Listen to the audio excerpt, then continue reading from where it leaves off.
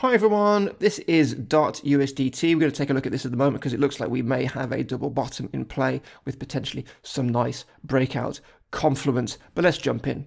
So we have a double bottom for DOT. We have been selling off quite significantly, even though we've had a few recovery bounces since the October crypto crash. There it is on the 11th, but now we seem to be forming a base, a double bottom here. But let's just have a check to see what sort of support this is. So you can see that we are at essentially, since this token launched, all-time lows, which is around, just have a quick look, 1.993, but it's essentially $2, right? That's essentially the force. So it's a significant area where there'll be a lot of buyers looking to come in. And we have had a confirmed break of this macro downtrend, which we've been in this lower range. And we seem to be forming a reversal pattern, a double bottom, followed by with obviously a slightly higher low compared to this one. And the 200 MA, what's interesting is the 200 MA is fast coming in, offering potential resistance confluence. Now you might think, well, hang on, that's not great because we've got then the neckline of the double bottom, which will be resistance. And of course, this is a resistance line in itself for this bottom range. But we also have then sellers coming in here. But here's I think the idea. You want to get all of your sellers lined up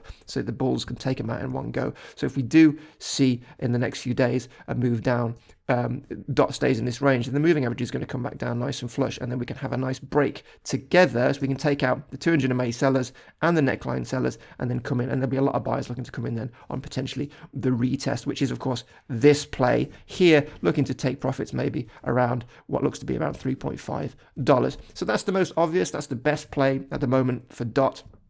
But because we are at long-term support, we do have the option to accumulate with assurance at this level.